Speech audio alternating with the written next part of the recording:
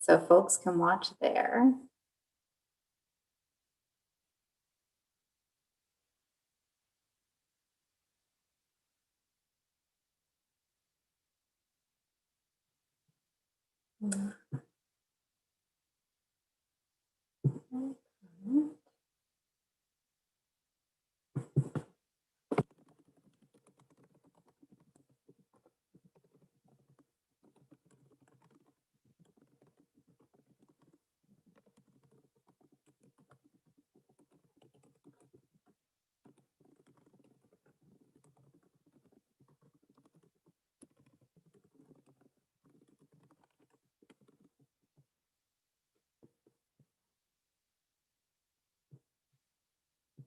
All right, if you are following us on YouTube and would prefer to participate in the webinar format where you can ask questions and participate in chat, then I've posted that link in the comments of the YouTube video. So welcome if you're joining us from YouTube. And also if you're joining us in the Zoom webinar. All right, well, it's 10 o'clock and I built in some kind of introductory comments. So those of you who are here on time can feel like we're getting started on time as we are. And also, so those who are joining us a little bit late won't miss too much. So what I have, let me share my screen real quick. Let's see, I have a question. Yay, good morning. Cool. All right. All right.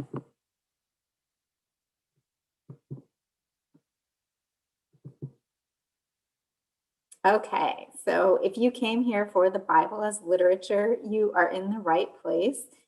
This is our second session, although 2 weeks feels like a long time ago, right? But yeah, it was just 2 weeks that we did the introductory session. As a little bit of catch up for those who missed that, I want to go through again different ways of reading the Bible. Now, the way I've laid them out here, there are 4. And I put them in the order I did, not to say that one is better than the others or any one is more advanced than another one. The order I put them in is the order that I experienced them as an Episcopalian Christian. So the first way, I should say these are, you can practice all of these at the same time. Often one way of reading the Bible strengthens the others. So it's not meant to say that one is better or than another, or that you have to choose, right? So the first way is liturgical reading. And if you've been with St. Paul's for a while, this is what you've experienced. So public reading of the Bible as an act of worship. So I grew up in the Episcopal Church. This is what I was familiar with. I'm hearing the Bible read from a lectern, long passages, right? In the Episcopal Church, we don't tend to, cite particular verses and just focus on those. We read long passages, and most of the church year, something long from the Old Testament, a psalm read together, something usually from a letter, often by Paul or attributed to Paul, and then finally a portion of the gospel. So that would be liturgical reading. Then devotional reading. If you've been part of a Bible study, this is much more common. It's usually more private, either on your own or with a small group. And the purpose is to increase our affection for God or shape our personal character. Then we have historical critical reading. And this would be discovering a biblical text's earliest form and original context. So I think there's a group that meets at St. Paul's and focuses on historical critical reading of the Bible. This is the most common academic approach to biblical studies. And then finally, literary reading, which is what we're here to do now. And this involves learning to recognize and experience the effects of specific techniques in biblical narrative and poetry. So last time we spent a while distinguishing a devotional approach from a literary approach. I tend to find people are most familiar with a devotional approach to the scripture, and I focused on this passage from Proverbs 31, which is a description of an ideal wife. So I just have an image here of one of gazillions of devotional guides to this particular text. And I talked a little bit about my own experience as a young unmarried woman with this text. So the devotional approach would treat this passage as a source of verses that inspire women to be better wives and mothers, to fulfill a God-given model of worth, right? So this particular text lends itself very well to devotional reading, how to be the person that God is shaping you to be. Well, we spent a little bit more time talking about a literary approach to that passage, and I rely for all of my knowledge about literary features of the Bible, the Hebrew Bible anyway, on Robert Alter. So he's a comparative literature professor at Berkeley, and his translations and commentaries highlight the literary features of the biblical text. So I have here an image from the cover of the paperback. He released several paperbacks of books of the Bible. Now there's a big 3-volume hard copy of the whole thing. But this is the cover of the one that includes Proverbs. So the literary approach that we walked through showed that if you wanted a literary translation, you translate in a way that reflects literary devices. And the ones we talked about last time were intensification, parallelism, chiasmus, and thematic keywords. It's okay if you don't know what they are. Thematic keywords we're going to talk about today. The other ones you can go back and you can watch the YouTube video from 2 weeks ago if you'd like, or just email me, But you also, so some of these features are untranslatable. So you have to rely on footnotes. So Robert Alter has a lot of these that identify these untranslatable features. So here we talk about the warrior connotations of specific words, and also that the passage itself is actually an acrostic poem. So it's a particular type of poem. So that's what you missed last time if you weren't here, or what you forgot if you were here, right? Which brings us to today and the next 3 weeks, which are going to be, or this week and the 2 following, which are going to be more focused on specific literary techniques from the book of Genesis. So if you wanted access, I'm going to, tell you everything you need to know. I've typed out the translation from Alter's book, so you don't need this particular book.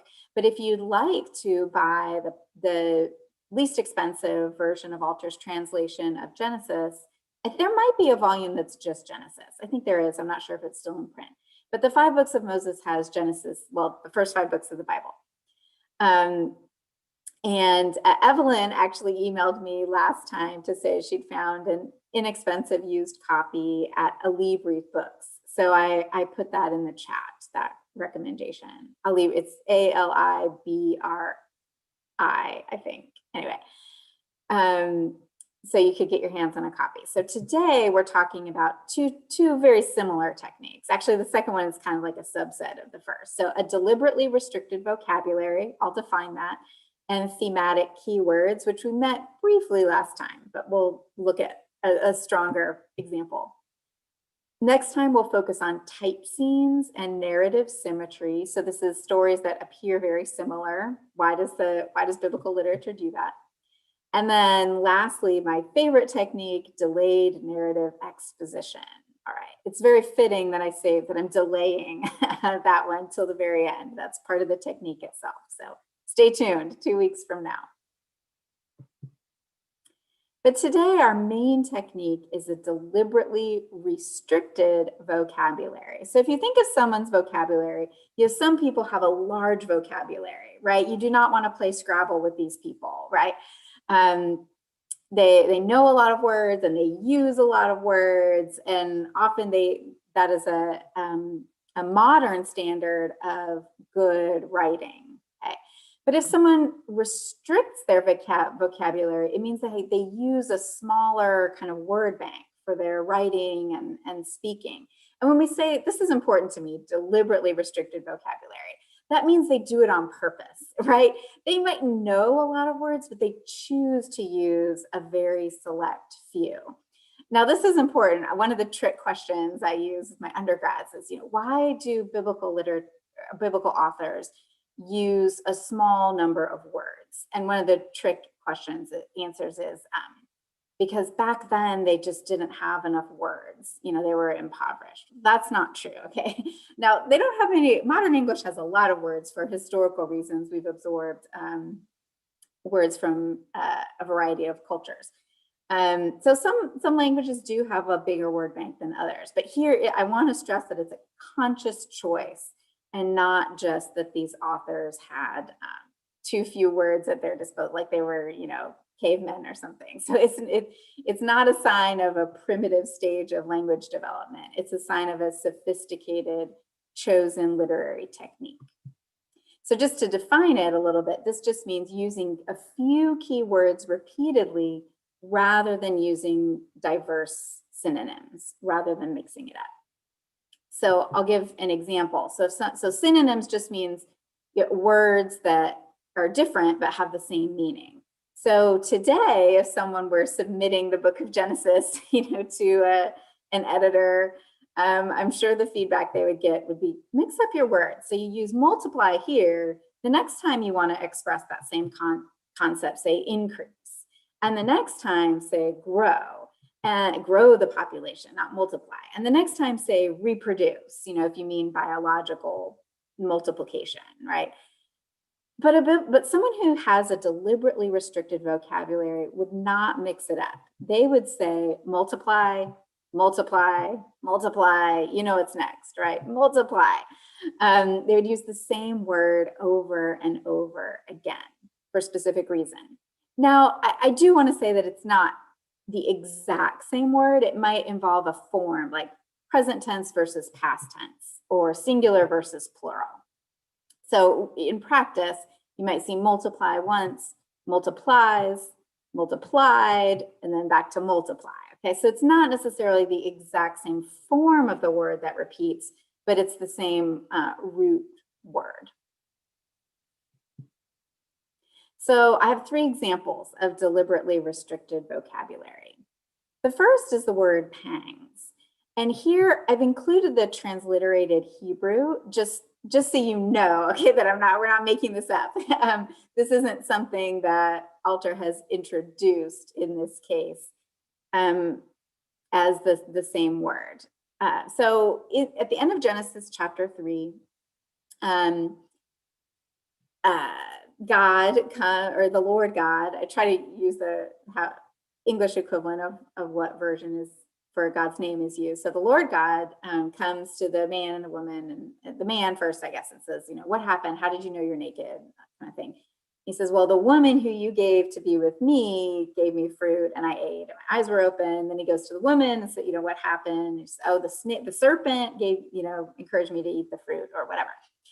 And so the response is a punishment for the serpent, a punishment for the woman, and a punishment for the man. So this is what the Lord God says to the woman. I will terribly sharpen your birth pains, I'll say. In pain shall you bear children. Okay. And then the Lord God says to the man, cursed be the soil for your sake. With pain or pains shall you eat from it all the days of your life. Okay. So the same word is being used to describe the punishment that, or the consequences that the Lord God is doling out for each of these people. So it's the same word. Okay. I'm sure the biblical authors could have used different words, as we often do in English, but it's the same one. So the English rendering from Alter is pangs. He chooses pangs. So to the woman, I will terribly sharpen your birth pangs. In pain shall you bear children. To the man, cursed be the soil for your sake. With pangs you shall eat from it all the days of your life. So you can picture the Lord God. It's okay to picture the Lord God, especially in this version. It's very anthropomorphized. Lord God says to the woman, pangs for you, and to the man, pangs for you too. Okay. It's a small thing, but what is the significance of using the exact same word to describe what the consequences for the man and for the woman. So it's almost of saying, the punishment for humans is pangs. And it comes in like a pink flavor and a blue one, to use modern gender things. But it's not totally separate punishments. So I hope that makes sense. It's sort of like with a gendered twist based on the assumptions about their roles or social contributions at the time that this text was written. Okay, so pangs for you and pangs for you, same exact word. So as you're going to be used to by the end of this, maybe this is overkill. In the context of university teaching, this is me saying, this is why you have to buy the book, okay, the translation we use in this class. But I still, for our purposes, enjoy comparing to other translations that people are more familiar with, just again to make the point that we miss something when we rely on a particular translation. So as I said, Alter translates this as pangs twice. Oops, sorry, I went backwards, you guys. Okay. Okay, I will terribly sharpen your birth pangs. With pangs you shall eat. So pangs for the woman, pangs for the man. NIV has, I will make your pains in childbearing severe. And to the man, through painful toil, you will eat food. So there's some similarity, right? It's a noun to the woman and an adjective for the man, but at least there's an echo there. That's pretty helpful. Good News Bible, though, I'll increase your trouble in pregnancy and your pain. Oh, actually, it should be pain, your pain in giving birth. And then for the man, because of what you have done, you'll have to work hard all your life to make the earth produce. So we have trouble and pain in childbearing, and then hard work for the man. So see how that's different. The women get pain and men get hard work. Okay, so it's like totally separate punishments. In the NRSV, I will greatly increase your pangs. Okay, so that's neat. And cursed is the soil, because in toil you shall eat of it. So again, men get hard work and women get pain in childbearing. Okay, so it's almost as if they're quite separate punishments. So in the commentary, Alter makes this point. This is his interpretation of the fact that the same word is used to describe the consequences for men and for women. He says the lot of painful labor is to be shared by man and woman. So we get painful labor is something given to men and to women, and women experience it in the context of childbearing, and men in this culture experience it in the context of agriculture. But it's one thing, it's one human thing. It's the same word used for men and for women. So painful toil, painful labor is something we all get and a burden that we all have to share in, rather than a consequence that separates men from women necessarily. Okay, so that was one example. I have to do the others more quickly. All right, the next one is this word multiply. So here we actually have to stretch out a bit. Those pangs verses were back to back. Here we're getting chapters separated by a longer distance. So in Genesis chapter 1, God creates the man and the woman, or human beings in his image and likeness, and says, be fruitful and multiply, and fill the earth and conquer it, et cetera, et cetera, et cetera. So be fruitful and multiply. So I want to stress here that multiply is something that God commands humans to do in order to fill the earth. That's what multiplying is here. So we're going to skip over a lot, but I just want you to know, I just want to walk through what happens between the main instance of multiply and the later instance that I'm going to emphasize. Kind of in between these two chapters, humans do multiply and fill the earth, but it's kind of comedic that they multiply the wrong things. They multiply evil and fill the earth with that. And there's a strange episode in Genesis chapter 6 when humankind begins to multiply over the earth, and they have daughters, and then these sons of God start procreating with humans as well. This is one of these peculiar episodes that survive in the book of Genesis. But the word altar uses the word multiply there. And then the Lord sees that the evil of the human creature was great, or multiplied. That's an alternate translation. This gets way into the weeds here, but you could, translate it as multiplied on the earth. And he sees that every scheme of humankind's heart is perpetually evil. So in this case, multiply is something that human beings do, but they do it in the wrong way and with the wrong stuff. Okay, and the word multiply connects these. All right, but the main second one that I wanted to focus on is later in the flood narrative, all the way in Genesis chapter 7, and the flood was 40 days over the earth, and the waters multiplied and bore the earth upward, and it rose above the earth. And the waters surged and multiplied. So again, two sentences in a row. Multiplied mightily over the earth, and the ark went on the surface of the water. So here, multiply is something that God does with water, not to fill the earth the way human beings were supposed to do, but to empty the earth of human and animal life.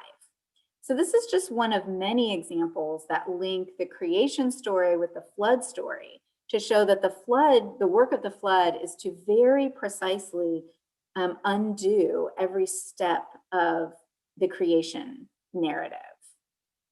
But the word repeats. Okay. So just to recap this episode, because the multiply kind of makes a thread through 7 whole chapters of Genesis. So first, humans receive a command to multiply and fill the earth. Humans do multiply and fill the earth in the wrong way, right? With these giant sons of men things and with the wrong stuff. Okay, so they don't just multiply humankind, they multiply evil. All right, so I think the importance of using the same word here is that it shows it's not just that God gives a command to people and they just run in the opposite direction, right? God gives a command and they like kind of do it, but they do it in the wrong way. And like I said, with the wrong stuff. So I think it shows us something a little different about the relationship between God and humankind in these early chapters of Genesis. It's not that they disregard every command that's given, it's that they fulfill it perversely, if that makes sense. All right. And then human multiplication of the wrong stuff provokes a reciprocal response from God, who multiplies destructive waters over the earth. I didn't stress this, but that the earth is something that repeats as well. You don't see the biblical authors saying the land, the ground, the soil, it's always the earth. So here, I think, again, it's important that the same word is used because it tells us something about God, the character's perspective. It's easy for human beings, and I'm not saying we're wrong here, it's easy for us to see the flood as an overreaction, right? A punishment that way exceeds the crime. And it's reasonable and human to see that. And a lot of Genesis is about God's perspective and humans' perspective becoming more close. But at the time in this narrative, God's perspective is, look, I told you all to multiply. You did not multiply as I wanted you to.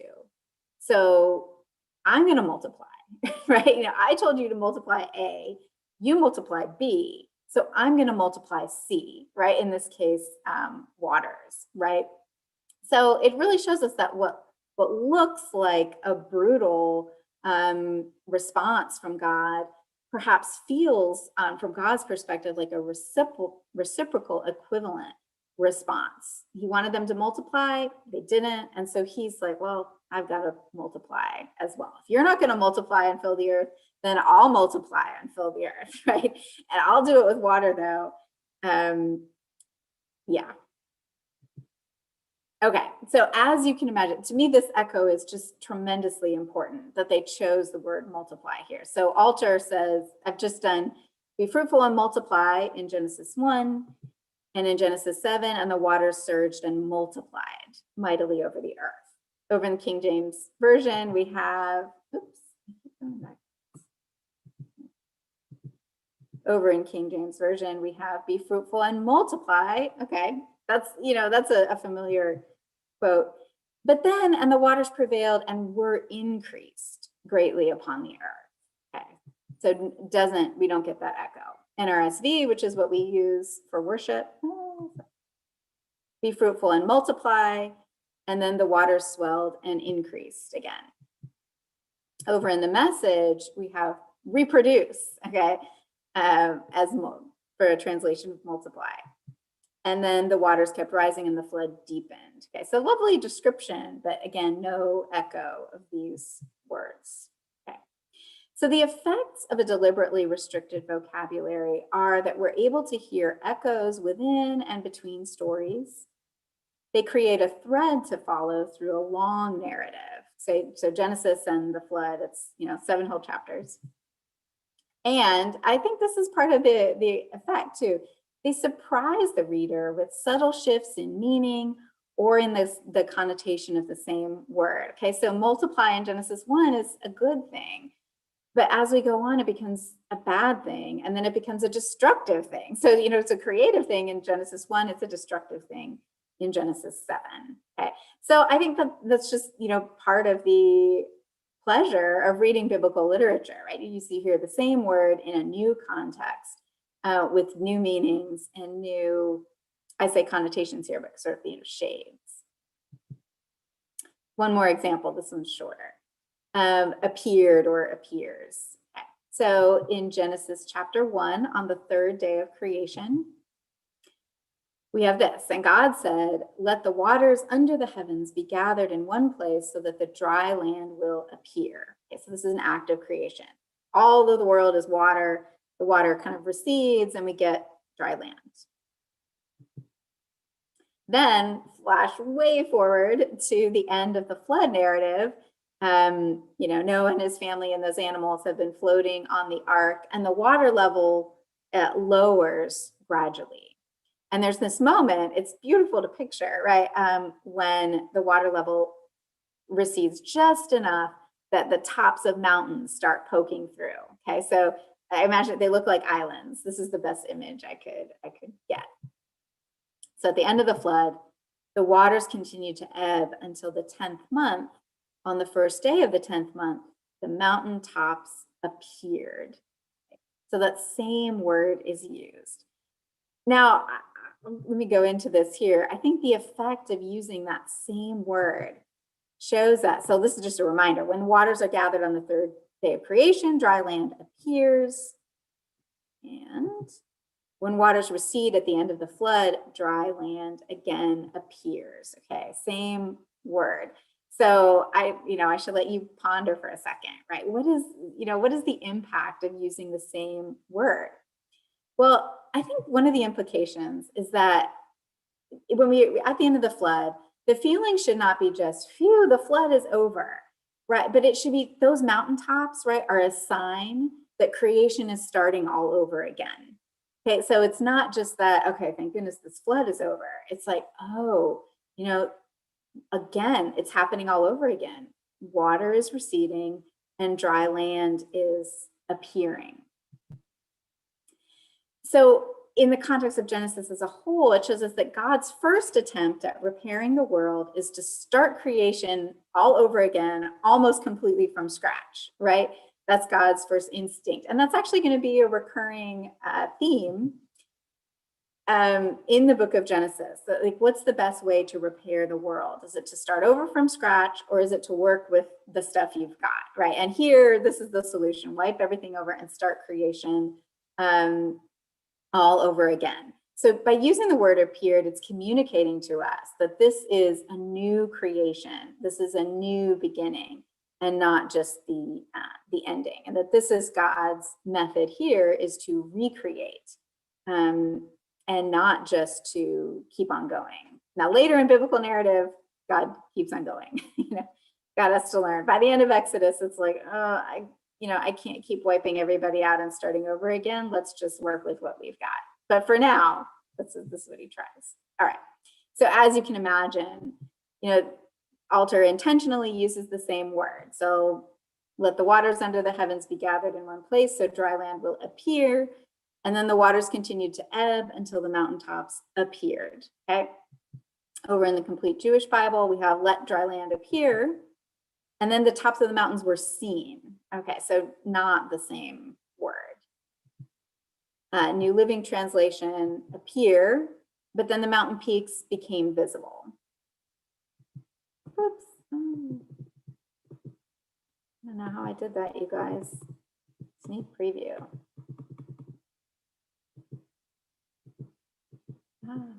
Okay.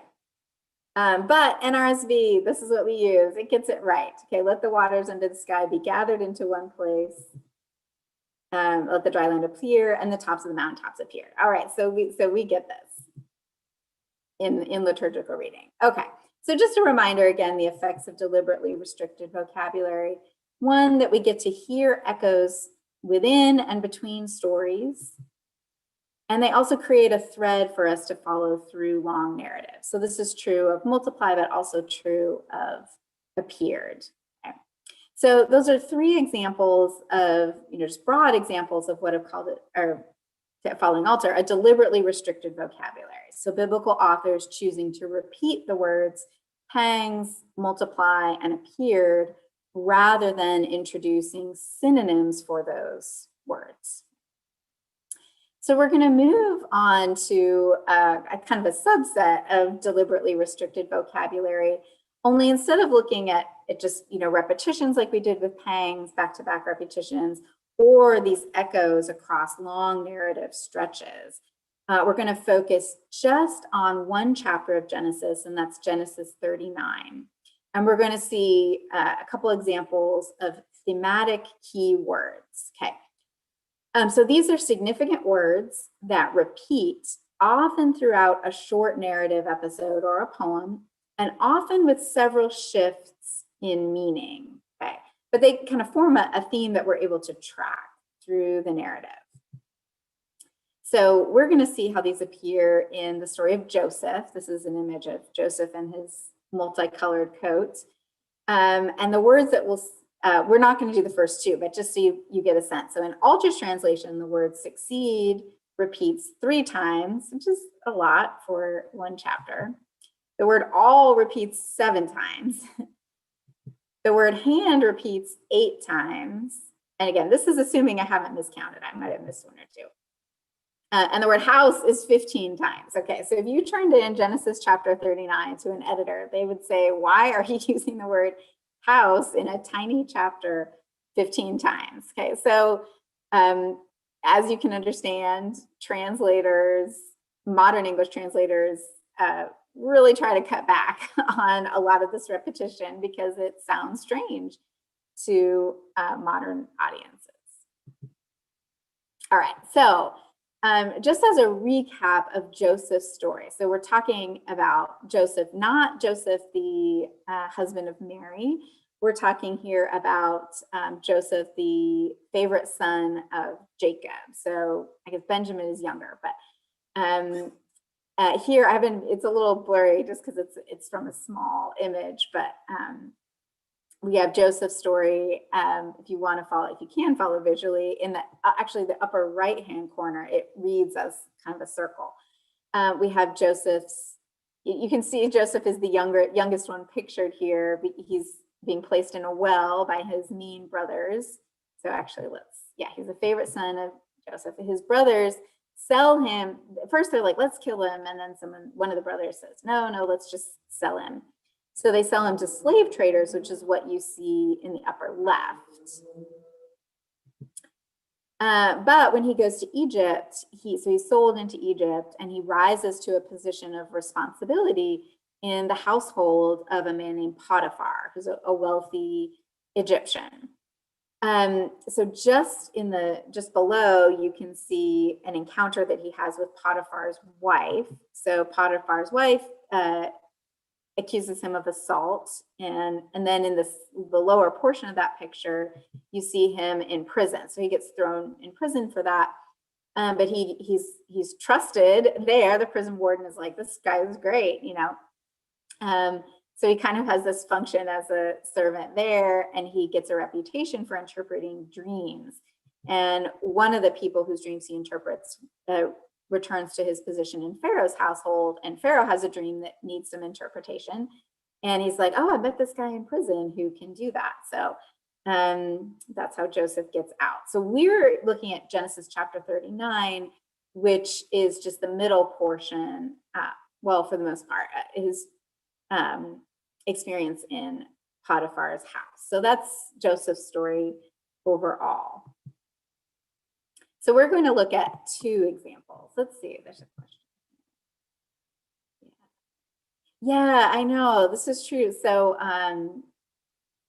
yeah, we have a question or a comment here that certain words can seem more majestic and magical, like appear as opposed to was seen, okay?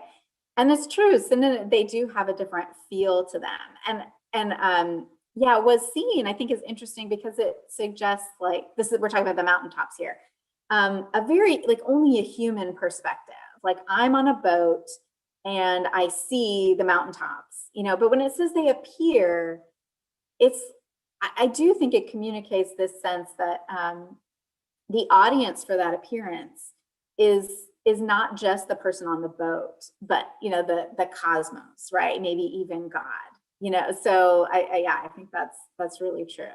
And and sensitivity to those things is an important aspect of literary translation.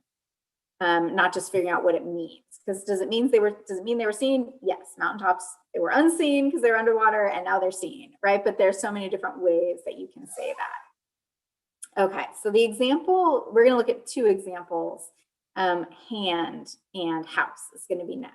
So as for this word hand, I'm not going to go through every single one example of it in this chapter. I think I said there were 8.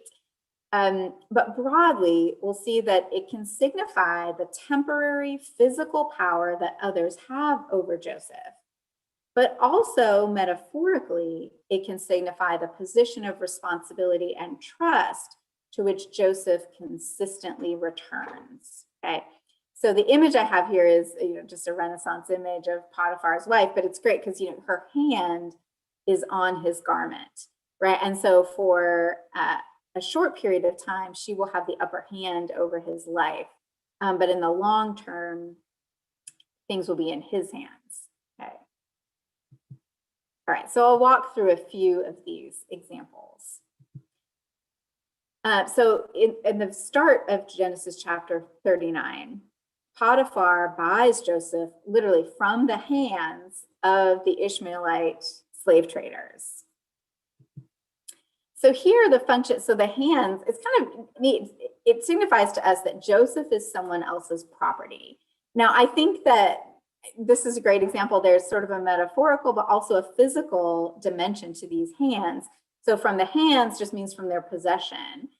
But it also suggests like they had to, they're holding him, right? It just suggests all these other things. Like, is he, they're manhandling him. Does that suggest he's trying to run away or what? We don't know. It's very suggestive, but I think this is a physical use of hands, right? They have to keep him, held so that he can be contained as their property. So Potiphar literally buys Joseph from the literal hands, right? As well as the metaphorical possession of the Ishmaelites at the beginning of the chapter. But the Lord makes Joseph succeed in his hand. Okay, so this is an expression in the Hebrew, succeed in your hand, that most biblical translators just translate as they make him succeed or the Lord makes him successful. They don't include the hand part of that expression, but Alter, of course, does. So here, I think it's a little less literal, although we say something that's like, everything she touches is golden, right? It doesn't mean everything that they literally touch, right? It means like, man, or, she has a magic touch. She has a green thumb, right? Not literal. It just means, it's one of our expressions for success or skill, right? So it signifies to us that it's not everything you literally set in Joseph's palm, right? It means everything Joseph is responsible for prospers. Potiphar then puts Joseph in charge and places everything in Joseph's hands. I should say here that these are my paraphrases, but I've paraphrased them in such a way that they include the word hand as Alter's translation does. It's just a bit much to type out, the full verses in this case. So here, Joseph has a position of great trust and responsibility. So it doesn't mean, there's like a bag of money, that Potiphar says, okay, this is in your hands. It means he has, everything that Potiphar possesses, his fields, everything is kind of in Joseph's hands. Joseph has this responsibility.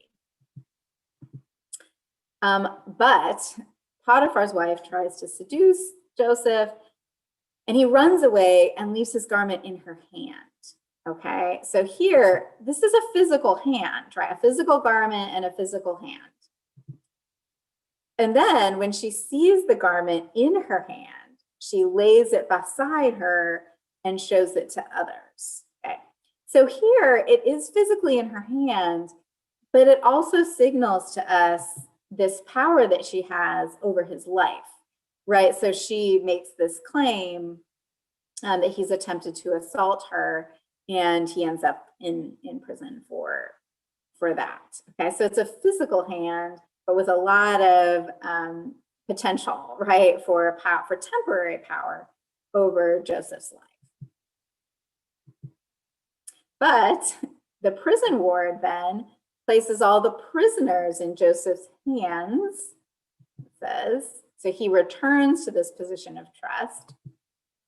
And the warden doesn't have to worry about anything in Joseph's hands. Okay, so these are like back-to-back verses that repeat. So it signifies to us that Joseph is worthy of the position of trust that he is in. If it's in Joseph's hands, not literally, right? You don't have to worry about it. Trustworthy. All right. So again, as you can imagine, this is a lot of hands, but I think it's really powerful. I'm not going to do this here, but if you sit down with Alter's translation of 39 and you really tune your ear to the repetition of hands, it's like an exciting, I don't know, it's like almost musical experience where the word hand is, a note that sounds over and over and over again with slightly different meanings and slightly different potential. And over time, it signals, again, that sort of temporary physical control that people have over Joseph versus the more metaphorical use, which is the position of trust to which Joseph just always returns no matter what. But of course, a lot of biblical translators just cannot bear to translate hand over and over again. So these are actual quotations that I've reproduced from Alter. His master, so all that he did, the Lord made succeed in his hand. He leaves his garment in the hand of Potiphar's wife, and the prison house warden placed in Joseph's hands all the prisoners who were in the prison house. So Common English Bible just has successful for succeed in his hand. Hand, it still has hand, physical hand. And then here, supervision. So rather than saying everything's in Joseph's hands, it says a supervision. So instead of using one word in its metaphorical and physical sense, they've chosen to use different words for the metaphorical and physical. NRSV, here we do prosper in his hands, garment in her hand. And then we have Joseph's care. Okay, so we don't get that concluding sound of the word hand, which would bring us as readers some relief, like, okay, everything's in Joseph's hands. It's going to be fine. Okay, so shifting to house. All right, so here, just like hand, had sort of a consistently changing significance through the story. A house in Genesis 39 is a place where Joseph's success is inevitable because the Lord is with him there. Okay. So this word repeats quite a bit. I think I said 15 times or something. So here's an example. Joseph is put in charge of the Egyptian master's house. Okay, so here, it doesn't mean his house, all right? He's not just like the domestic servant. This refers to all of the property and household interests and the people who live there, the family members. So he's the highest ranking slave or servant.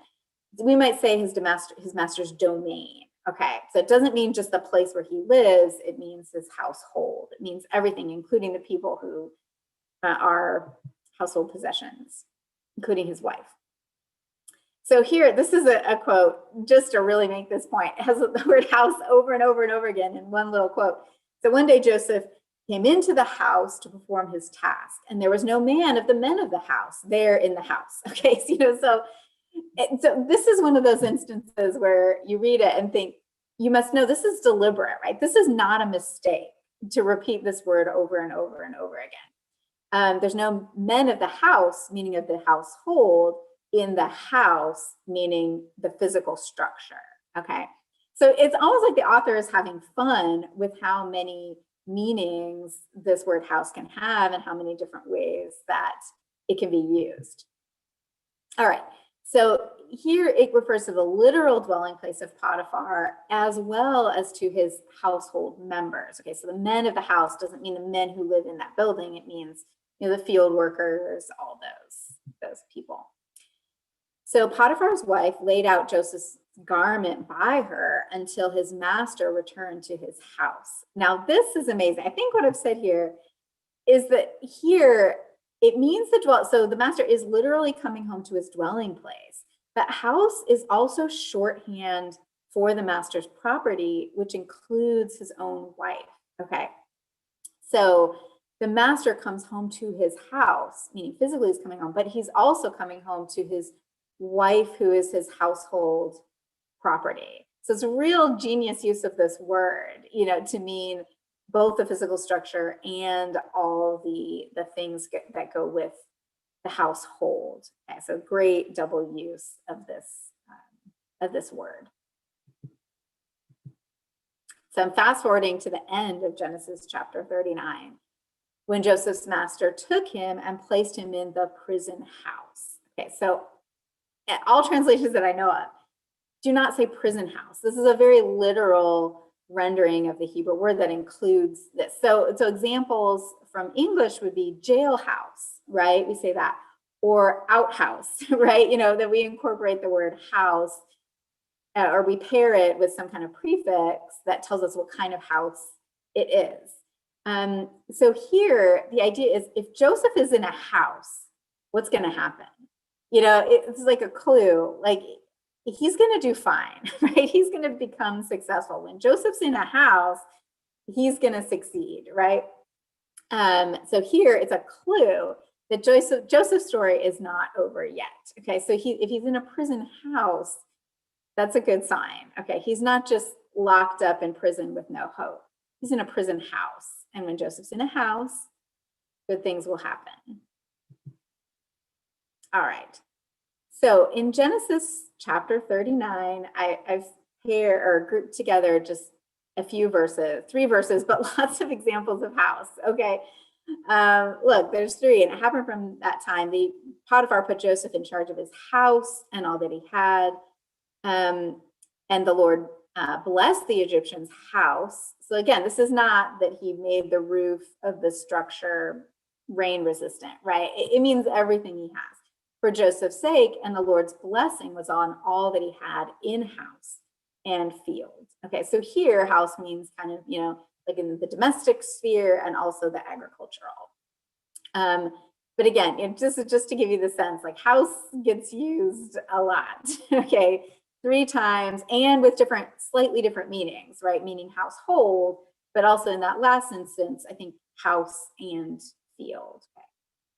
House could also refer to kind of the business interests. But anyway, we saw this one already, but he came into the house to perform his task, and there was no man of the men of the house there in the house. Okay, again, that's a lot of house, but I think it's playful in this instance, but alter keeps every single one. Every time the Hebrew has house or a version of house, we're going to see house. And Joseph's master took him and placed him in the prison house. Okay. So Common English Bible chooses instead of house to say household.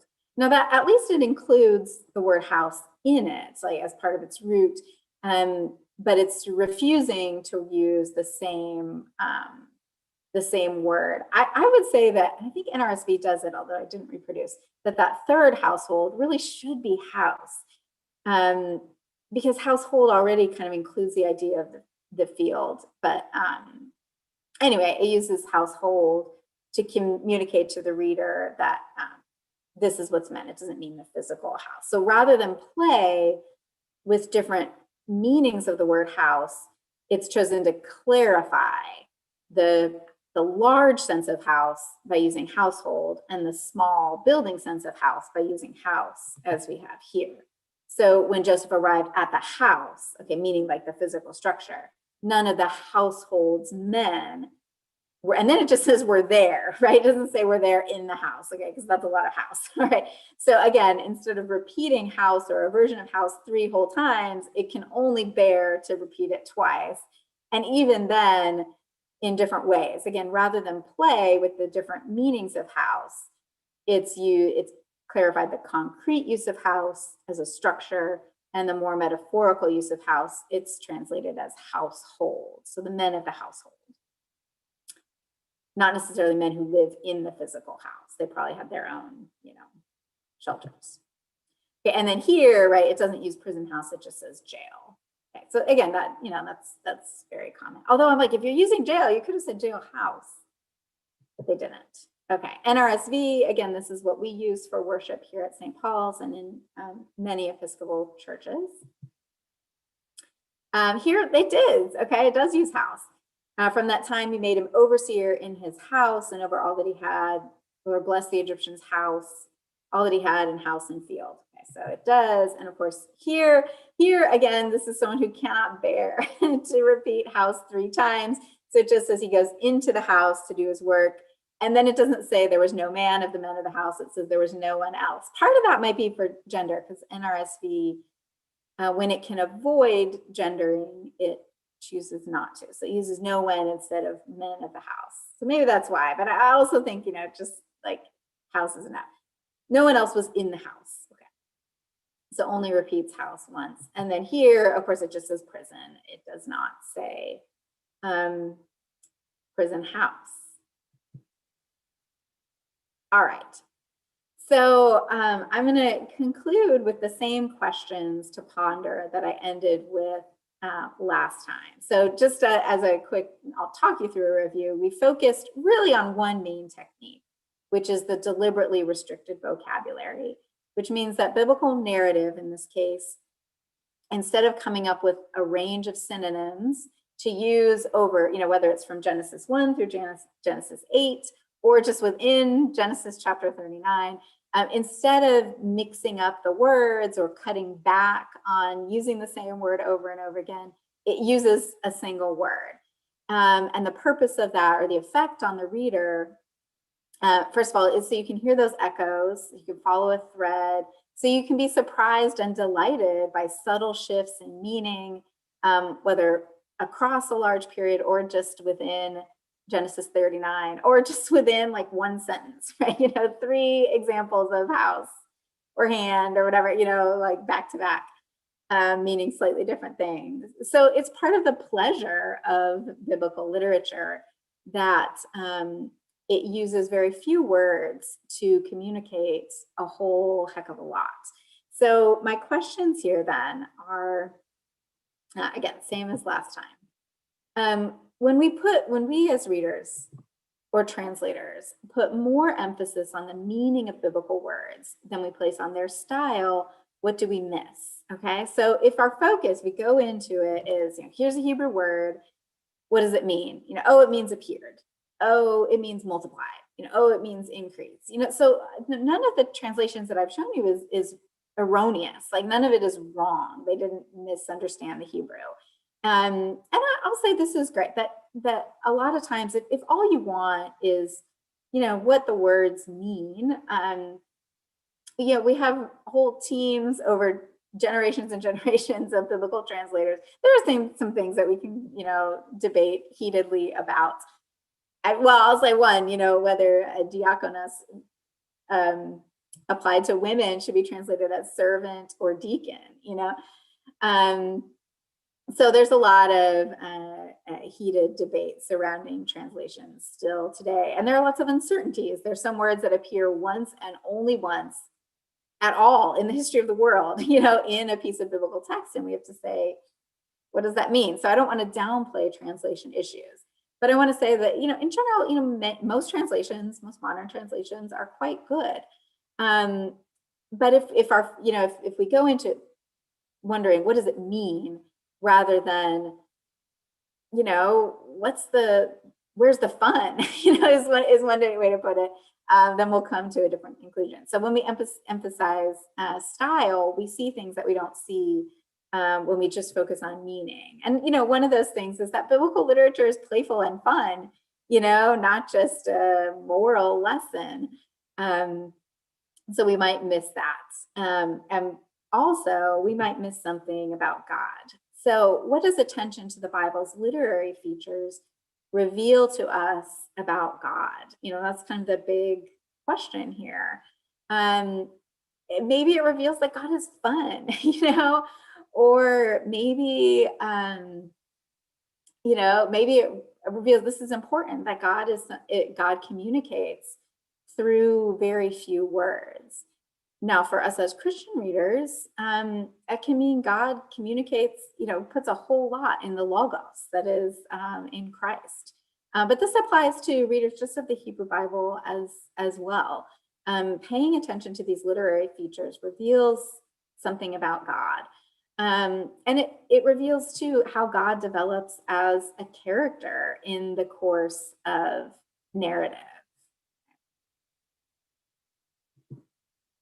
So my concluding reflections on these questions that I'll offer here are in two cases that I've discussed. I will say that, you know, what we notice when we pay attention to literary features is that a hopeful note sounds in every apparent ending. And it's not something that has to necessarily be spelled out for us. So when we say that the mountaintops appeared using the exact same word that was used for the appearance of dry land on the third day of creation, it signals to us, again, not by beating us over the head about it. It's a signal that creation is beginning all over again. And the relief that can come with that is like, wow, this is a do-over, you know? And so maybe there are moments in life when we get do-overs, you know, chances to do things again. So I take that appeared as a hopeful note that there is more to the story, that this is not just the end of a flood, but it's a new creation.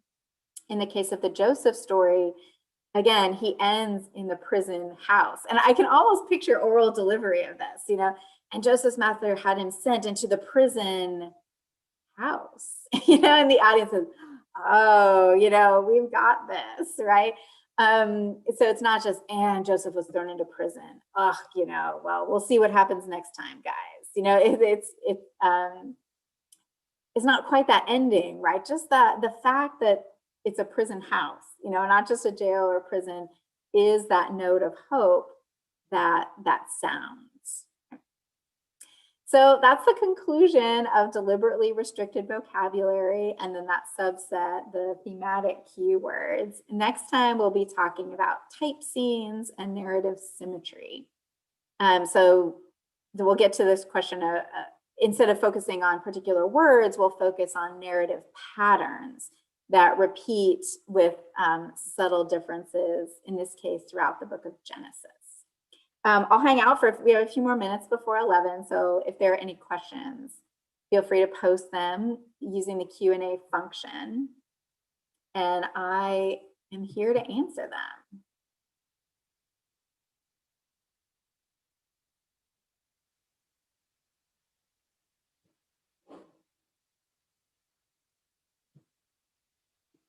You can also sign off if you're done.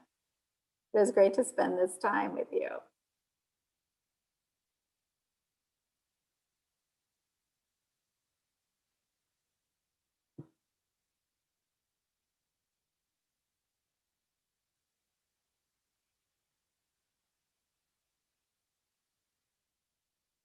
Oh, thanks.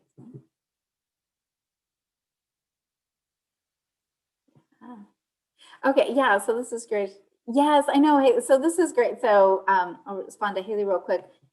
It's true, and lots of the prose in Genesis resembles poetry. He was saying this makes her think of poetry in the Bible. And it's true. So lots of the Bible's prose is very similar to poetry. A lot of the techniques are similar. But yeah, I mean, it's great. So in poems, we tend to know, because most of them are so compact, that every word matters and is carefully chosen. Okay, so we don't always realize that that's true of narrative as well. But in these cases, it absolutely is. Yeah, so this is great. So Susan says she's not familiar with Hebrew. I'm not familiar with Hebrew either, you guys. I mean, somewhat, but I rely heavily on translations and tools like interlinear Bibles. So I will say that Biblical Hebrew has, like most languages, even today, has a smaller word bank than modern English. And that just has to do with linguistic history. English happens to have absorbed a lot of languages, a lot of Germanic terms, as well as French, because of the history of England. And then, of course, it expands throughout the world. So it does have a smaller word bank, but these are instances when they certainly had synonyms at their disposal and they choose not to use them. And I think the real, like, undeniable one is when they're using house 3 times in a row. It's, like, there's a reason they want to say house. So yeah, I think those who are more expert than I am would insist, right, that these words are carefully chosen, even when synonyms were available. Yeah, and Kristen says, never realized the impact that the wording has in different translations. I know, that's really true. And I always, try to say both things. Like, you don't have to worry, folks, that you're being tricked or deceived by, a translation. They're quite good. But they just have different purposes. I sometimes surprise people by saying I really enjoy reading the Message translation. There's one gospel passage where it has Jesus say, I need to be in the driver's seat, which is not something Jesus said, obviously, but I think of it all the time. And I think that if Jesus were alive today, he would have said that, right? So the Message is great for if you want that devotional impact, right? If you want these memorable things, although I think the literary translations have devotional impact on me personally. But yeah, they all have just all these translations just have really different purposes. So if your own purpose is clear, like you want to hear the Bible in a way that you haven't before, you want to see something about God that you haven't noticed, then I highly recommend Alter's translation and commentary. But yeah, it's just more about if you have a clear purpose and you understand the purpose of the translation you're using, you can pick a great one. Yeah, and Susan says, yeah, there are a million ways to say hello under different circumstance in Arabic. So that's true. Yeah. Yeah. Cool. All right. Well, we are at 11:02. Thank you all. If something else comes to mind, feel free to email me. And you can always rewatch portions of this on YouTube as well. Cool. All right. Take care, everybody. And I'll see you next week.